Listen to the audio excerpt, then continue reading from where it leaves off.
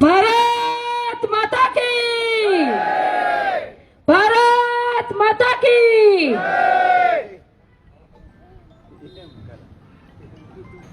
આમ તો ગુંડાગીરી વિશે મારે તમારે કઈ કેવું નથી પડે એમ તમને ખબર જ છે.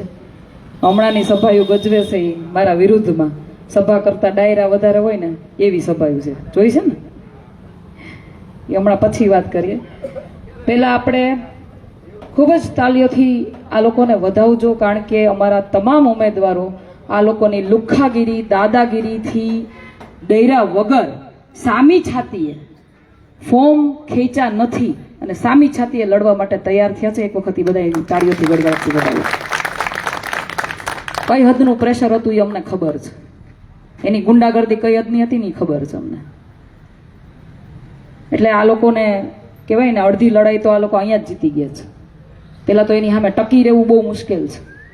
અમારી દાડિયાની એક સીટ તોય વહી ગઈ, અફસોસ છે મને એનો. પણ એ છોકરાઓ નાના નાના હતા, ક્યાંક થોડાક ડરી ગયા, ક્યાંક થોડાક અમારા સંપર્ક વિહોણા થઈ ગયા, એટલે અમે એને ન બચાવી કે એનો અફસોસ છે મને. દર વખતે હું વાત કરું છું, સોરી, એ પહેલાં હું તમને અહીંયા તમારા ઉમેદવારોને મુલાકાત કરી દઉં. શ્રુતિબેન રમેશભાઈ મોણપરા, ઊભા થો બેન. આ તમારા જિલ્લા પંચાયતના ઉમેદવાર છે. અને રિંકલબેન જસ્મીનભાઈ ખાતરા તમારા તાલુકા પંચાયત દેડી તાલુકા પંચાયતના ઉમેદવાર છે. આનો પરિચય હું તમને એટલા માટે કરાવું છું કે તમારા વિસ્તારના કોઈ કામ અટકે તો આ બે ચહેરાને તમે ઓળખતા હોવા જોઈએ. એટલા માટે હું તમારો પરિચય કરાવું છું. ભારતીય જનતા પાર્ટીમાં એવું નથી. એના તો બધાને પૂછવું પડે ઉપર, કામ કરું ન કરું પૂછવું પડે છે ને. સીએમ ને પૂછવું પડે છે દિલ્હી. એટલે આ પરિચય એટલા માટે છે કે તમારે કામ આની પાસેથી લેવાનું છે. તમે જેને મત આપો છો એની પાસેથી તમારે કામ લેવાનું છે. અને એ જો તમારા કામ ન કરે ને તો પછી મારા પાસે આવજો. આટલી બાંહેધરી આપીએ છીએ તમને.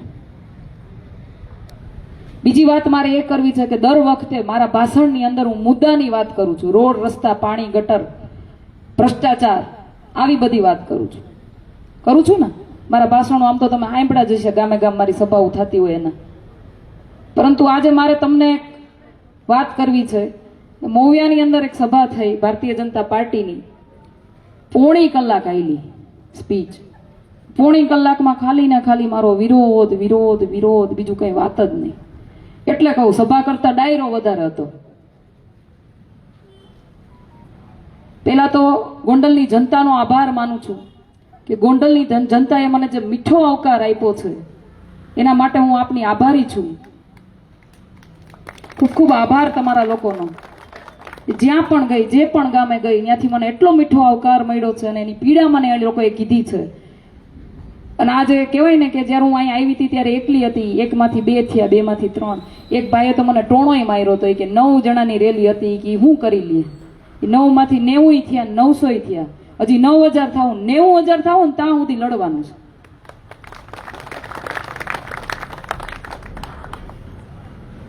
ગોંડલની જનતાએ જે મને મીઠો આવકાર આપ્યો છે એના માટે આભાર.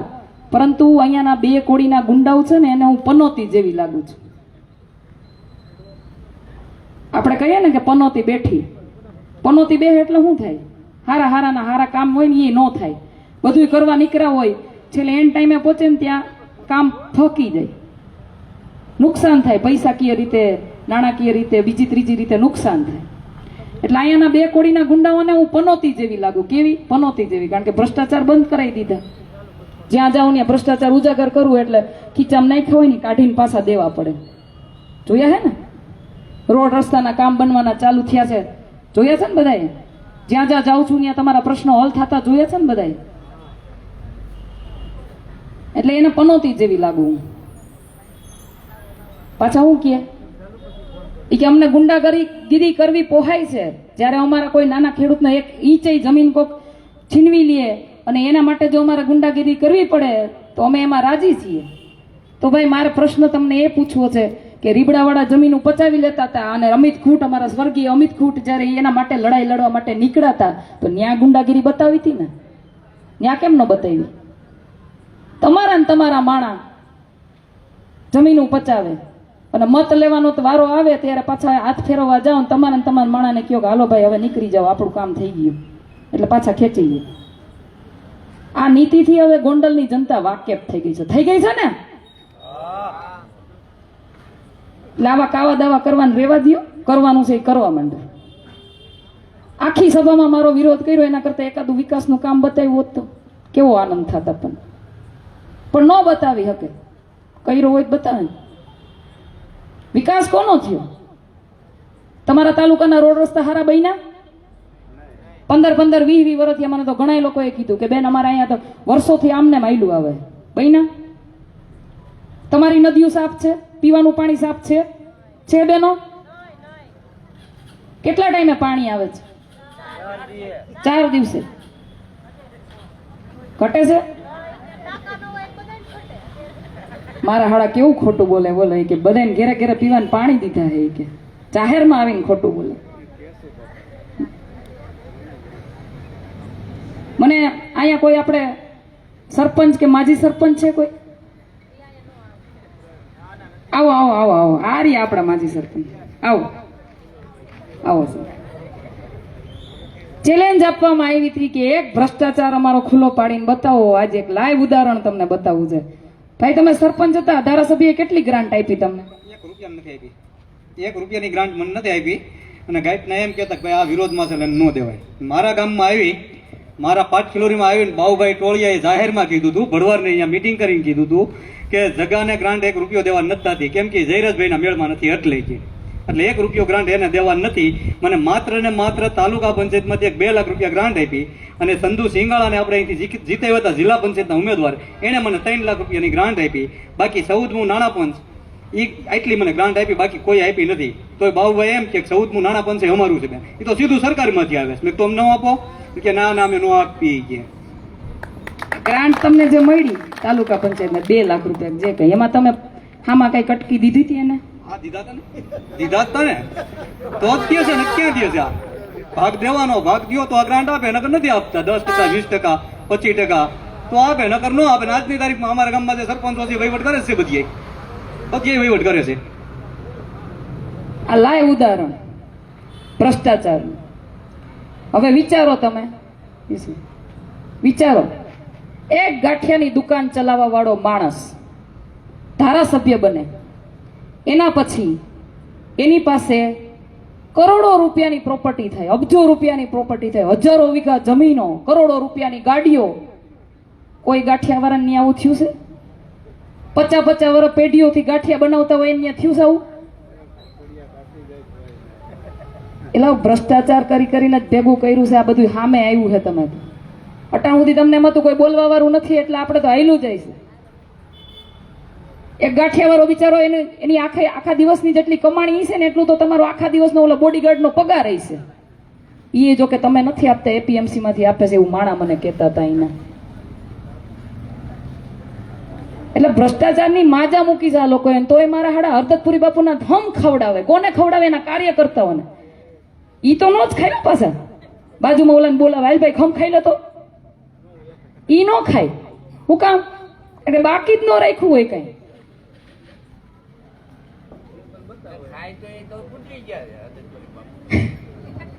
ના પણ તોય કોઈના ખોટા હમ હું કામ ખાવા?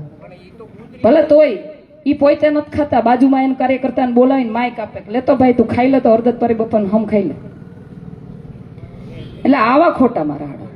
વિચારો તમે, ચૂંટણી આવી છે, વિપક્ષ તરીકેની ભૂમિકામાં અત્યાર સુધી કોંગ્રેસ ક્યાંય હતી નહીં. આ વખતે આમ આદમી પાર્ટીએ અહીંયા એનું મજબૂતાઈ બતાવી છે, એનું કામગીરી બતાવી છે. એટલે હવે ખબર પડી ગઈ છે કે હવે આપણે હારીએ છીએ, એટલે હવે બધુંય કરશે. અટાણથી એમ કહે છે, હું કહે એ કે એ કઈ જીતવાના નથી કે એના, અને જીતશે ને તો 10મા દિવસે કે ભારતીય જનતા પાર્ટીનો ખેસ પહેરી લે, એવું કહે છે. આજે હું તમને તમારી સામે, જનતાની સામે, હું મારા ઉમેદવારોને પૂછવા માંગુ છું. સુરતીબેન ઉભા થાવ, જગદીશભાઈ આવો આ બાજુ, જેટલા પણ ઉમેદવાર અહીંયા નીચે બી બેઠા છે બધા ઉભા થાવ, આવો આવો ઉભા થાવ બધા, આવો આવો ફટાફટ આવો. હાલો, જનતાને કેવી રીતે ભરમાવે તમે વિચારો. ભાઈ તમને અહીંથી જનતા મત આપીને જીતાડે, એના પછી ક્યારેય બી આ 10 દિવસની વાત નથી કરતી, 5 વર્ષની નથી કરતી, આજીવન કહું છું, તમે ભારતીય જનતા પાર્ટીનો ખેસ પહેરવાના છો? રાજીનામું આપી દેશું પણ કેસ નહીં પહેરી. બધાયને પૂછ્યા આપણે, તમે પહેરવાના છો? બેન, મેં તો આજીવન કોઈ દી, હજી આજની તારીખ સુધી હું કદી ભાજપમાં ગયો નથી, જવાનો નથી. ના ના નહીં પહેરી.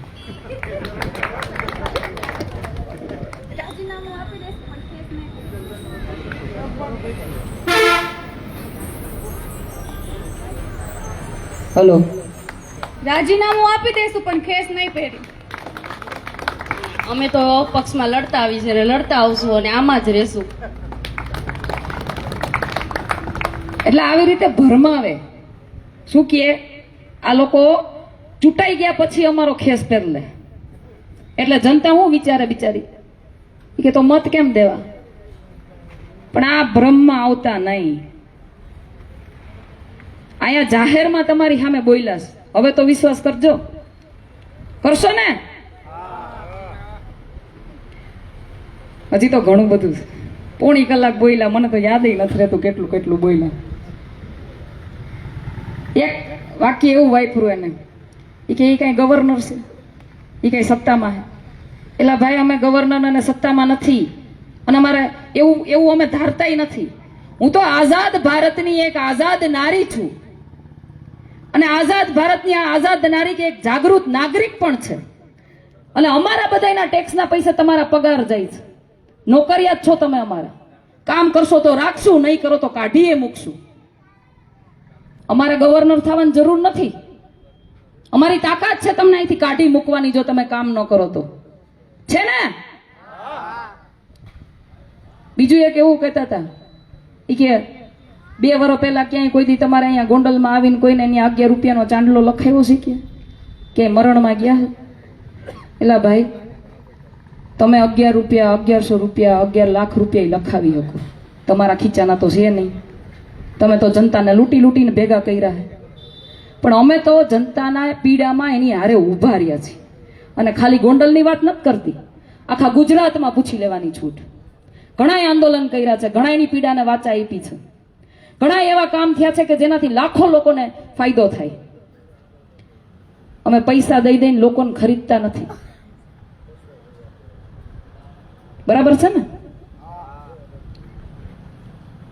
એક ઓલા કચરાભાઈ તો પાછા એમ કહેતા હતા કે વીસી વાળી વાત આવી ને, તો એ કે વીસી ને ઉપર કેસ ન થાય એટલે એ કે અમારા ભાઈ શ્રી એ કે એચએમ ને એટલે હર્ષભાઈ સંઘવીને ફોન કર્યો ને બધું રોકાવી દીધું. મને એવા દાંત આવ્યા ભાઈ. હર્ષભાઈ સંઘવી જાહેરમાં આવીને એમ કે છે કે ગ્રામ સેવકે કોઈ પણ ખેડૂતનો 1 રૂપિયો લેવાનો નથી ફોર્મ ભરવા ટાણે. અને અહીંથી તમે એક ફોન ગુમેડો એટલે હર્ષભાઈ સંઘવી, આ રાજ્યનો ગૃહમંત્રી, યાના ઈશારે નાચે. વિચાર તો કરો તમે. એટલા બધા તમારા ઈશારે નાચતા હોય તો વીસી ને મહિને પગાર કરી દો ને 20,000 રૂપિયા. આખા ગુજરાતના વીસી તમારા પગમાં પડશે. કરી દેવાય ને એવું? મારા હાડા ખોટાડા તો હવે હાલી જ નીકળાશે. એટલું બધું તમારું ત્યાં હાલતું હોય તો ઘણી સમસ્યાઓ છે ગોંડલની, નથી? છે ને? રોડ રસ્તાની તો એટલી હદની સમસ્યા છે કે વાત જવા દો. મગફળી કેન્દ્રની અંદર એકયની માંડવી રિજેક્ટ નથી થઈ. અહીંથી કોઈની રિજેક્ટ થઈ હોય આવજો ને આગળ જરાક આવો, બીવાની જરૂર નથી, આવો લ્યો, આવો.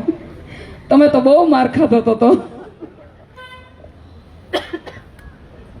મારી માંડવી મેં મોકલી હતી ટેકામાં, ત્યાં હજી પૂગી ને ત્યાં તો 7-8 જણા ગોતવા મળ્યા, કાંટા આખા બંધ કરી દીધા.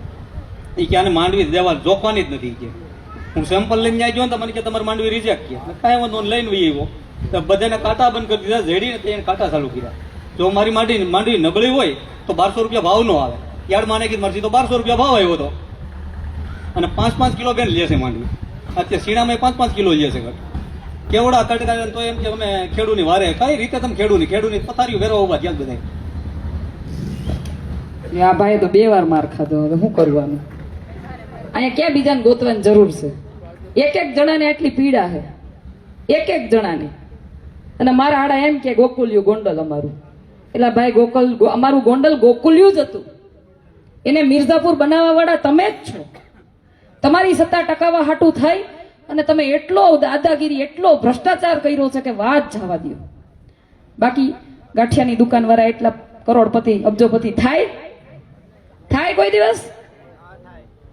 આપણે કામ ધંધા કરીએ છીએ ને. દરેક જગ્યાએ હું કહું છું, તમને કહેવા માંગુ છું, સેમડા જોયું છે? ગયા છો ને સેમડા? ગઢ જોયો? ગઢના કાંગરા જોયા? બાજુમાંથી રોડ જોયો? કેવો ટકાટક છે ને? નદી જાય છે એક બાજુમાંથી, એટલું ચોખ્ખું પાણી છે ને, તમે વાત જવા દો. ડેમ બનાવ્યો છે, પાણી ભર્યું છે એકદમ ચોખ્ખું, ક્યાંય લીલ નહીં, ક્યાંય સેવાળ નહીં, ક્યાંય ગાંડી વેલ નહીં. અને અહીંયા આપણી નદીઓમાં ગાંડી વેલ હોય ને, એમ પાણી ગોતવું પડે, દેખાય એક નથી દેખાતું. હું તો રસ્તામાં ઘણી વખત આવતી જતી હોય, બધી નદીઓમાં મારું ધ્યાન હોય, બધી જગ્યાએ મારું ધ્યાન હોય. આપણા રોડ હોય તો બે બાજુ આમ કચરાના ઢગલા પડ્યા હોય ને, છે ને? કેટલા કચરાના ઢગલા પડ્યા હોય, અને ત્યાં એટલું મેન્ટેન કરીને રાખ્યું છે. ચોખ્ખા રોડ, એકદમ મસ્ત રોડ, આમ સુવાળા એકદમ, પાણી એટલું ચોખ્ખું, નદીની ઉપર બાંધકામ કરેલું છે. જાહેર પ્રોપર્ટી, મારીને તમારી બધાયની જાહેર પ્રોપર્ટી છે, એની ઉપર બાંધકામ કરેલું છે. પણ ત્યાં ડિમોલેશન ન આવે? આપણે એક થાંભલો ખોડ્યો હોય તો આવે ને? ગામે ગામ કર્યું છે ને ડિમોલેશન? અધિકારીઓને મારે કેવું છે, એકવાર તેવડ હોય તો સેમડા જઈને બતાવો. રોડ ઉપર ગઢનો કાંગરો કેટલો બહાર છે એ ખબર પડે. ન્યા હું તો એમ કહું, આ ગોંડલમાં બંગલો છે ને, બંગલો એનો ન્યા જઈને બતાવો. બધાની ફૂટપારીઓ અંદર છે ને, એની આમ બહાર છે એવડી ઊંચી. એના બોડીગાર્ડોને બેહાડવા ગનમેન આરે, ગન સાથે રોપ જમાવવા છે ને, જોયું છે ને બધાએ? ન્યા કા ડિમોલેશન ન આવે? મારા આડા હાવ દાદાગીરી હલાવે અને પાછા કે અમને ગુંડા થવું પોહાય. હા પોહાય ને. હવે તો તમારી ગુંડાગીરી કાઢશું અમે, હહોરવી કાઢવી છે ને. આવી તો ઘણી બધી વાતો છે, ઘણી બધી. છેલ્લે કાંઈ નહીં આવે ને એટલે એમ કે જાતિવાદ કરે છે, જાતિવાદ. હવે જવાબ આપજો મને બધાય. હું રોડ રસ્તાના પ્રશ્નો ઉઠાવું છું, એક જાતિ માટે ઉઠાવું છું. પાણીના પ્રશ્નો એક જાતિ માટે ઉઠાવું છું. મગફળી કેન્દ્રો ઉપર રેડ પાડીને આ લોકોના ભ્રષ્ટાચાર ખુલ્લા પાડ્યા, એક જાતિ માટે પાડ્યા હતા. વીસી નો ભ્રષ્ટાચાર ખુલ્લો પાડ્યો, એક જાતિ માટે પાડ્યો હતો. હું તો દરેક જાતિ માટે કામ કરું છું ને, પણ એના ભ્રષ્ટાચાર ખુલ્લા પડે છે એટલે તમારા મગજની અંદર એ લોકો એક ભ્રમ ફેલાવે છે, જાતિવાદ જાતિવાદ જાતિવાદ. કારણ કે આ લોકોની નીતિ છે, ભાગલા પાડો, રાજ કરો. અત્યાર સુધીની એકેય સભામાં એના મુદ્દાની વાત કરી મુદ્દાની વાત? ચૂંટણી આવે એટલે એમ કે રોડ બનાવી દેવું, પણ કેદી બનશે તો કે જ નહીં કોઈ. બનાવે તો ચૂંટણી પૂરી થાય ત્યાં સુધીમાં રોડ વયો ગયો હોય. એના બધાય કામ એવા હોય ને. શું રોડ બધી જગ્યાએ આવા જ છે. એટલે વાયદા કરવા આવ્યા છે આ વખતે. પેલા ધમકીઓ મારતા હતા, શું કહેતા હતા? મત નહીં આપો તો કામ નહીં થાય, કહેતા હતા ને? મત નહીં આપો તો કામ નહીં થાય. હવે એમ કે છે કે અમારી ભૂલ થઈ ગઈ હોય તો માફ કરી દેજો, પણ મત અમને આપજો. આટલો ફરક છે ખાલી. જાહેરમાં આવીને દાદાગીરી કરતા હતા, જાહેરમાં આવીને જાહેર સભામાં કહેતા હતા મત નહીં આપો તો કામ નહીં થાય. એ માફી માંગવા માંડ્યા એટલે કેટલો રેલો આવ્યો હોય છે વિચારો. ભલે અમે થોડાક છીએ પણ એટલા મજબૂત છીએ કે તમારી પથારી ફેરવી નાખશું. અને મજબૂતાઈ શું કામ છે? કારણ કે અમારે કઈ ખોટું નથી કરવું. ખોટું કરવા વાળાના લોકો કેવા દબાવે છે ખબર હે ને? લોકો એમ કે અમે અંદર ખાને તમારે ભેગા. શું કામ? કારણ કે ક્યાંક ક્યાંક ક્યાંક ક્યાંક કંઈક હોય એટલે બીક લાગે, ધંધા હોય બીક લાગે. તમારી સામે જેટલા બેઠા છે, લડવા નીકળ્યા છે સામી છાતીએ, એ બધા ભ્રષ્ટાચાર વિહોણા છે, એટલે એની સામે ટકી શકે છે, એટલે એની સામે બાથ ભીડી શકે છે, અને એટલે અમારું કઈ બગાડી નથી શકતા. જેને ભ્રષ્ટાચાર કરવો છે ને એને ભેગા વયા ગયા છે અને બોલી નથી શકતા. અમુક તો એવું થઈ ગયું છે ને કે હવે બોલી નથી શકતા ને સહન નથી કરી શકતા. અમને આવે ઘણી વાર ફોન આવે, ક્યાંક મળે તો કીએ બેન અમે તમારે ભેગા છીએ, પણ અંદર ખાન કાંઈ વાંધો નહીં ભાઈ, જેથી તમને સદબુદ્ધિ આવશે તેથી તમે ખુલીને બહાર આવશો, જેથી તમારામાં હિંમત આવશે તેથી તમે ખુલીને બહાર આવશો, અમને કાંઈ વાંધો નથી. પણ ખોટાને ખોટું કહેવાની હિંમત તો રાખવી જોઈએ, રાખવી જોઈએ ને. ખોટાને તો ખોટું કહેવું પડે. બાકી કાલ સવારે આપણી પેઢીઓ આપણને પૂછશે સવાલ કે આટલું બધું ખરાબ થતું હતું, આટલું બધું ખોટું થતું હતું, તેથી તમે ક્યાં ગયા હતા? આટાણે અમારે ભોગવવું પડે, તેથી જેથી થતું હતું તેથી તમે ક્યાં ગયા હતા? આપણે ઘણી વાર એમ વાતોમાં મને ઘણા લોકોએ કીધું કે આપણા હતા કે જેણે ઓલાની સામે આને ઊભો કર્યો અને હવે એને ભૂલ એને ખબર પડી ને અફસોસ કરતા હતા. ઘણાએ મને વાત કરી. એ અફસોસ આપણને ન થાય એટલે આપણે આજે અવાજ ઉઠાવવો જોઈએ. એ અફસોસ આપણને ન થાય ને એટલે આપણે અવાજ ઉઠાવવો પડશે. ઉઠાવશો ને? બીજું મારે તમને એ કહેવું છે, ખેડૂતોની જે હાલત છે અત્યારે, દરેક વખતે આપણને લૂંટવામાં આવે. જ્યાં જાઓ ત્યાં તમને લૂંટવામાં આવે. તમારા આધાર કાર્ડ સાથે તમારા બધા જ ડોક્યુમેન્ટ લિંક છે ને? બધું જ લિંક છે. દર વર્ષે ઓલા 6,000 રૂપિયા ખાતામાં આવે છે ને, જેનાથી આપણે બહુ બધી જમીનો લઈને આપણે મોટા ખેડૂત થઈ ગયા છીએ ને. લે કા 6,000 તો દઈશ તમને. કેતા હતા કે ખેડૂતોની આવક બમણી કરી નાખશું, નથી થઈ? આવક બમણી થઈ ને. 15 લાખ રૂપિયા કેટલાના ખાતામાં આવ્યા? આંગળી ઊંચી કરો જી.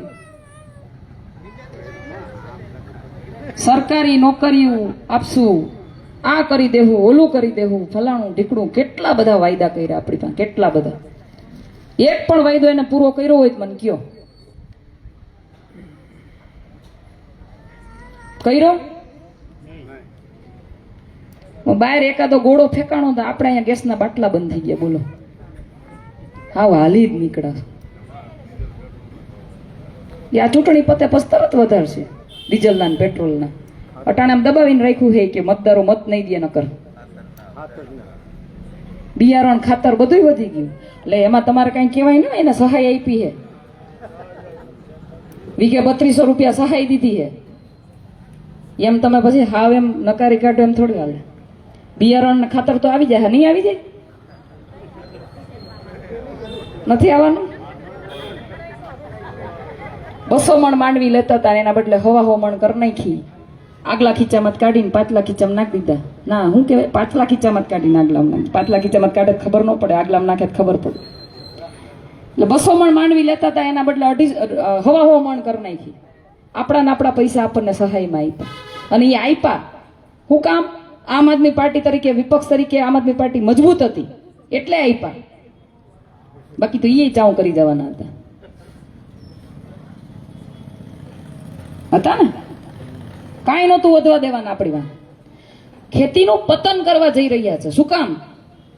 આ લોકો ખેતીનું પતન એટલા માટે કરવા જઈ રહ્યા છે, ખેડૂત પાયમાલ થઈ જાય તો ખેતીઓ એના ઉદ્યોગપતિ મિત્રોને દઈ દે અને બધું જ કહેવાય ને ઔદ્યોગિકરણ કરી નાખે.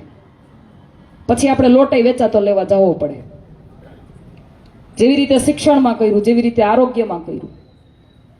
આટલો બધો ટેક્સ ભરવા છતાંય જો તમે એની પાસે સારું શિક્ષણ માંગવા જાઓ ને તો તમને એમ કે ત્યાં હારી પ્રાઇવેટ સ્કૂલમાં વયા જાઓ. સરકારી સ્કૂલમાં ન ફાવતું હોય તો હારી સ્કૂલમાં વયા જાઓ, પ્રાઇવેટ સ્કૂલમાં વયા જાઓ. શું કામ? કારણ કે પ્રાઇવેટ સ્કૂલો લાગતા વળગતાઓની હોય, મોટા મોટા નેતાઓની, ઉદ્યોગપતિઓની હોય ને. એ તમને મોઢે ન કહે, પણ તમારા ગામની સરકારી સ્કૂલની હાલત એવી કરી નાખે કે તમારે ફરજિયાત જવું પડે. શિક્ષણ સારું ન આપે, શિક્ષકોની ભરતી ન કરે. શિક્ષકો હોય તો એક શિક્ષક 2-3 ધોરણને ભણાવતા હોય, અને શિક્ષકોને એટલું બધું બીજું કામ આપે કે એ છોકરાઓને ભણાવી ન શકે. ચૂંટણીનું કામ આપશે, હમણાં SIR કામ આપ્યું હતું. એવા તો કેટલાય કામ શિક્ષકો પાસે એક પગારમાં બીજા કેટલા કામ કરાવી લે. બિચારા શિક્ષકોની હાલત કફોડી છે. આરોગ્યની વાત કરું તમને, આવડા મોટા ગોંડલની અંદર 2.5 લાખની વસ્તીની અંદર એક સિવિલ હોસ્પિટલ. હું બિલિયાળા મગફળી કેન્દ્ર ઉપર જે માથાકૂટ થઈ હતી એના પછી હું ત્યાંના ખેડૂતોને લઈ અને જ્યારે સિવિલ હોસ્પિટલે ગઈ તો અમને બેડ આપવામાં આવ્યો. એ બેડની ફરતી કોર અમે ઊભા હતા.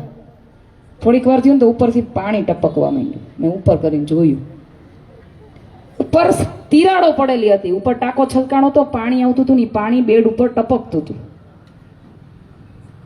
આવી આપણી સિવિલ હોસ્પિટલ. રોડ રસ્તાની હાલત એટલી ખરાબ કે અહીંથી કોકને કંઈક થયું હોય એટલે આપણે ભાગીએ કે હાલો આપણે ફટાફટી કે આપણે ગોંડલ લઈ જઈએ, આને સિવિલે લઈ જઈએ, એમ્બ્યુલન્સ બોલાવીએ ને એમ્બ્યુલન્સ માંડ માંડ આવે, ઓલો અધુમુવો થઈ ગયો હોય ત્યાં, પછી અહીંથી એમ્બ્યુલન્સમાં લઈ જાય. રોડની હાલત એટલી ખરાબ, માંડ માંડ ત્યાં પુગાડો તો ખબર પડે કે ડોક્ટરોની હાલ, ડોક્ટરોય નથી, મશીનોય નથી.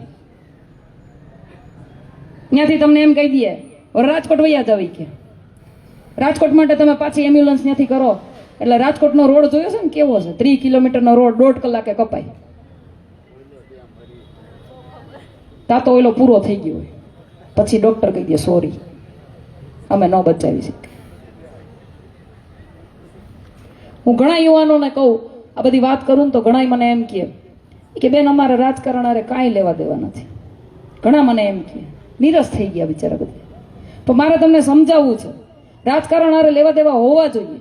શું કામ? કારણ કે આપણી ઘરની રોટલીથી માંડી અને તમામ ચીજ વસ્તુ, આપણું શિક્ષણ, આપણું આરોગ્ય, બધું જ રાજકારણ નક્કી કરે છે ને. નેતાઓ નક્કી કરે છે, આપણા દેશનું બંધારણ નક્કી કરે છે, વિધાનસભામાં, સાંસદ સભામાં એના ખરડા પાસ થાય. દેશની એક એક જનતાને, એક એક માથાને રાજકારણ આરે લેવા દેવા હોવા જોઈએ. જો તમે ઇન્ટરેસ્ટ નહીં બતાવો, તમે અવાજ નહીં ઉપાડો તો આ લોકો એની મનમાની જ કર્યા કરશે. રાજકારણમાં રસ લ્યો, કારણ કે એ જ તમારું ભવિષ્ય નક્કી કરે છે. શું કામ ન લેવો જોઈએ? આપણી મૂળભૂત અધિકાર, આપણા હકની જે વસ્તુ છે એના માટે આપણે રસ શું કામ ન લઈએ? સારા સારા યુવાનોને અને મહિલાઓને હું કહું છું કે તમે રાજકારણમાં આવો, કારણ કે કાંઈ કામ ધંધો બચવા તો દીધો નથી. આણે દીધો છે એ કઈના કામ ધંધા હારા હાલતા હોય તો મને કયો. અને આપણી હાલત તો જો કેવી કફોડી. ખેડૂતો એ બિચારા હવે ખેતીમાં કઈ વળતું નહોતું એટલે છોકરાઓને ભણવા બહાર મોકલ્યા, ખર્ચો કર્યો, ભણાવ્યા, ગણાવ્યા, કોલેજ કરાવડાવી, ડિગ્રીઓ લીધી. માંડ બિચારા બધું ભણી ગણીને બહાર આવ્યા હતા. નોકરી ધંધામાં કઈ ઠેકાણા નહીં, નોકરીઓ મળે નહીં, ધંધા પાયમાલ થઈ ગયેલા, મોંઘવારીએ માજા મૂકેલી.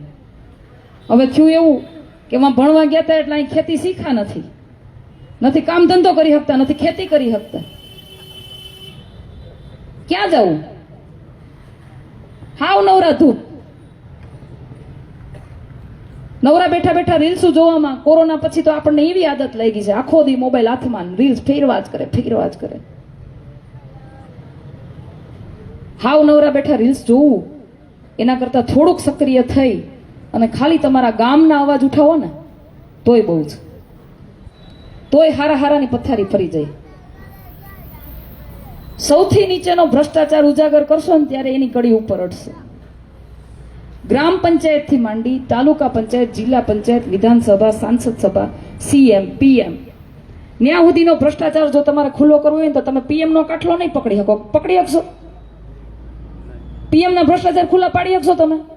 એ માહિતી તમને મળે જ નહીં ક્યાંયથી, એટલી ગુપ્ત માહિતી હોય. અને એ ખુલ્લા પાડતા હેઠે આવો તો 2 જિંદગી વહી ગઈ હોય આપણી. તો શરૂઆત ક્યાંથી કરવી? ભ્રષ્ટાચારને ઉજાગર કરવાની શરૂઆત તમારે ગામમાંથી કરવી પડે. શૌચાલયના કૌભાંડની ખબર છે ને તમને બધાને? આમાં મને હાથ ઊંચો કરીને કહેજો, સરકાર દ્વારા બનાવવામાં આવેલા શૌચાલય કેટલાને ઘેરે છે? એકેય નહીં. તમારા ગામની અંદર તમારા નામના શૌચાલય સરકારના ચોપડે લખાયેલા છે, ઘણા બધા.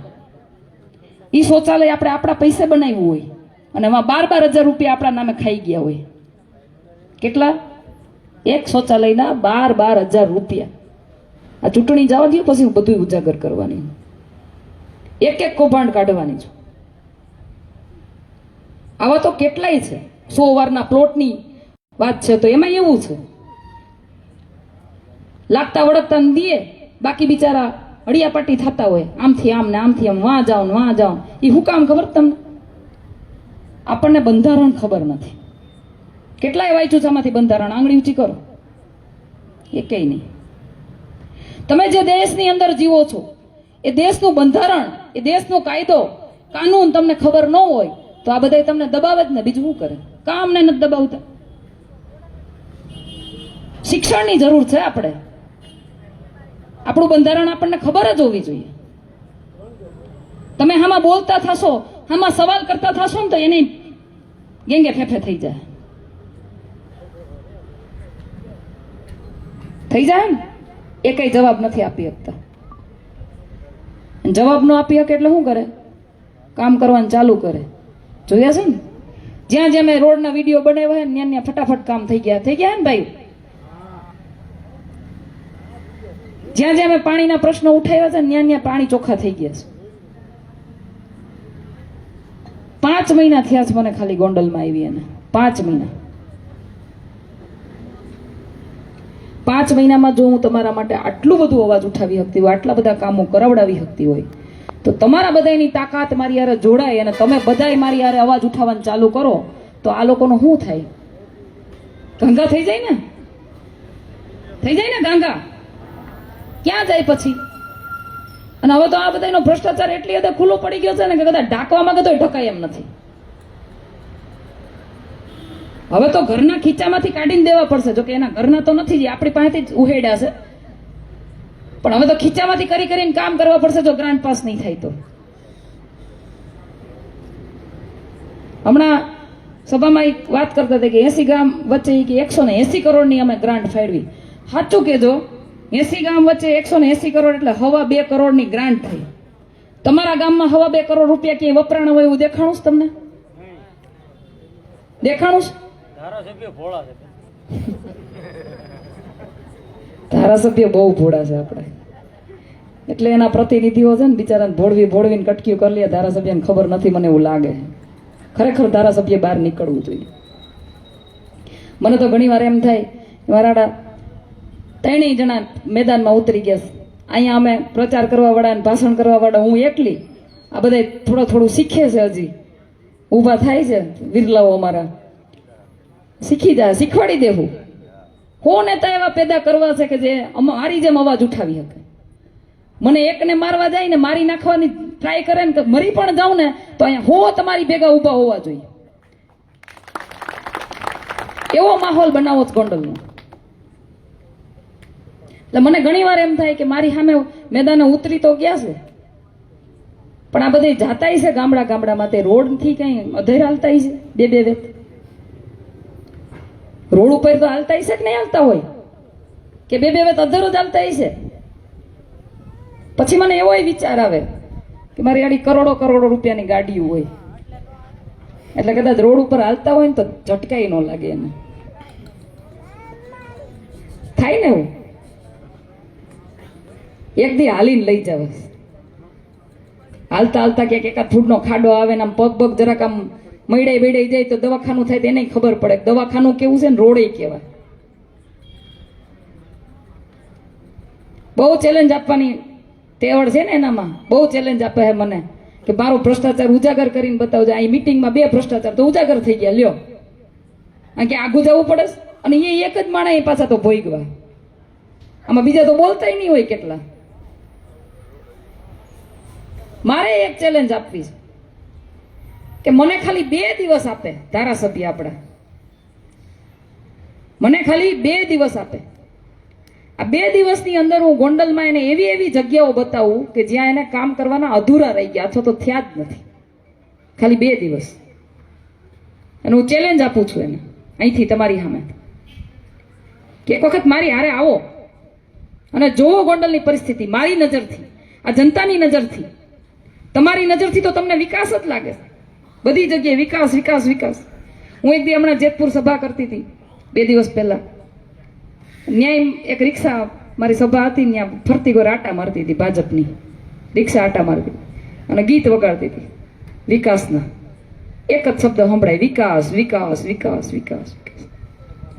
મને માઇકમાં બોલતા એમ થયું કે આને કાઠલો પકડીને હેઠો ઉતારું. મને બતાય તારો વિકાસની આંધી આવી ગઈ કે બધું ઉડાડી દીધું.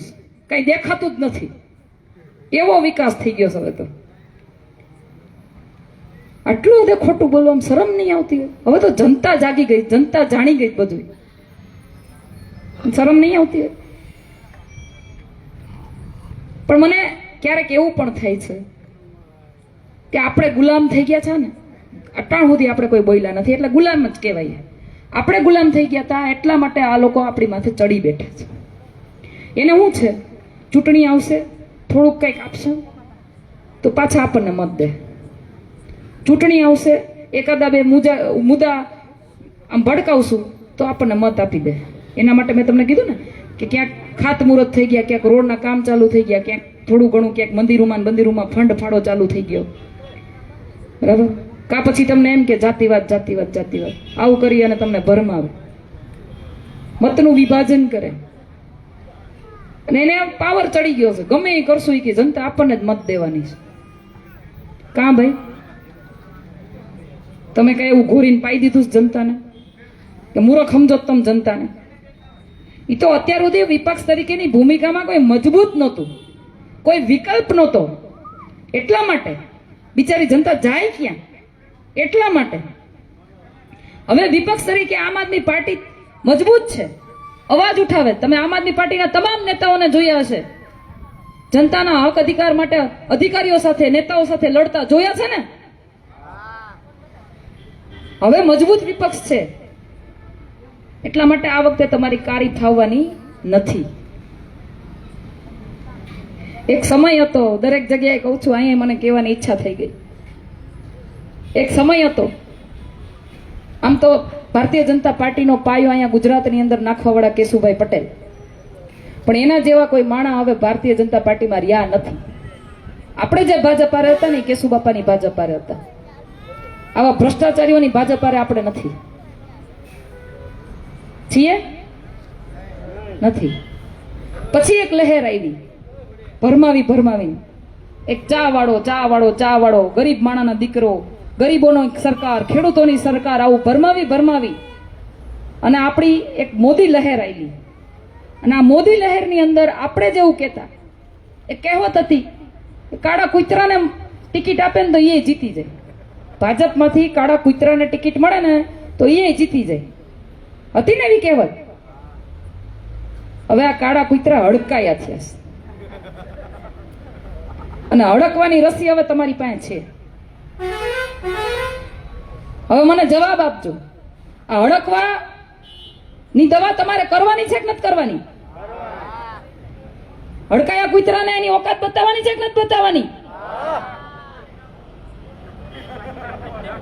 આપણે એના જેવું ન થવાય. એની દવા થતી હોય તો કરાય.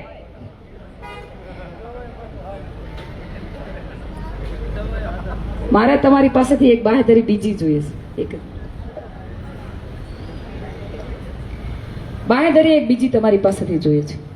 ગોંડલના હરેક ગામમાંથી મને એક કેવું કહેવામાં આવ્યું હતું કે બેન, અમારા ગામની અંદર બોગસ મત નખાય છે. 4 વાગ્યા પછી આ લોકો બૂથ ઉપર બેસી જાય છે. ઘણી જગ્યાએ તો અમને લોકો એવું પણ કીધું કે અમે ત્યાં જઈએ, અમારી પાસેથી ચૂંટણી કાર્ડ ને બધું લખી લઈએ, બધું કરી લઈએ, પછી એમ કહી દે તમારો મત નખાઈ ગયો, હાલતા થઈ જાઓ.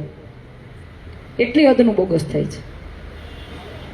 અને આ લોકો જાહેરમાં એવું કહે છે ને કે એકેય જીતવાના નથી. કાંઈ લાવ, તમે પહેલેથી તૈયારીઓ કરી લીધી છે બોગસ નાખવાની. જનતાનો મિજાજ તો કંઈક બીજું કહે છે. તો આવી ફાકા ફોજદારી શેની કરો છો?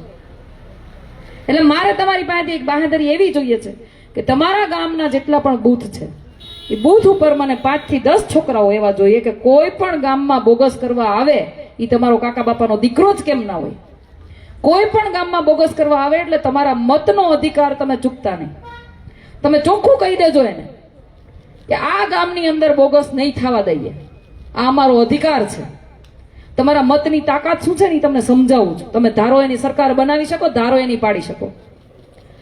તો તમે તમારા ગામની એટલી જવાબદારીની બાહેધરી જો મને આપતા હોય તો બૂથ ઉપરથી પેટીયું પેક થઈ અને જ્યાં રાખવાની છે ત્યાં સુધી જાય, કંટ્રોલ રૂમ સુધી, ત્યાં સુધીની જવાબદારી અમારા ઉમેદવારોની.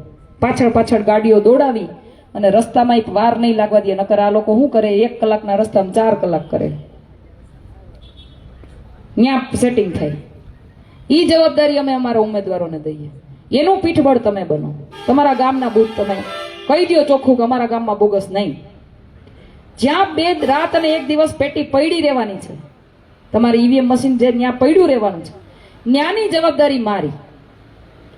હું ઈ બાયણાની સામેથી હટવાની નથી. મારા છોકરાઓ ત્યાં ફરતીકોર બિલ્ડિંગની ફરતીકોર પહેરો દેવાના છે.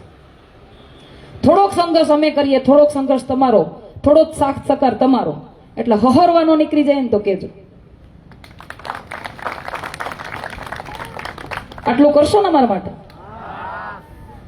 હવે હું તમારે એક બાંયધરી બીજી લેવા માંગુ. 2 હાથ ઊંચા કરીને મને કહેજો, આ પરિવર્તનની લડાઈમાં તમે જોડાવા માંગો છો કે નહીં? આ પરિવર્તનની લડાઈના સહભાગી થવા માંગો છો કે નહીં? તમારો મત તમે આમ આદમી પાર્ટીને આપશો ને?